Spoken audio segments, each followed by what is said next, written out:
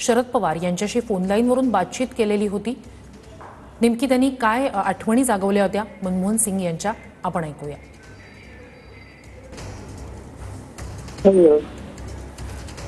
शरद पवारजी, देशाचे माजी पंतप्रधान डॉक्टर मनमोहन सिंग यांचं निधन झालंय आणि देशासाठी हा मोठा धक्का आहे, देशाची ही मोठी हानी आहे। या देशामध्ये अनेक क्षेत्रामध्ये मनमोहन सिंगांचं योगदान हे आपण कधी विसरू शकत नाही। व्यक्तीचा मला त्यांच्या आणि दोघांनी एकत्र काम अनेक वर्ष केलं। महाराष्ट्राचा मुख्य हॅलो हॅलो हा हा तुमचा आवाज आमच्यापर्यंत पोहोचतोय।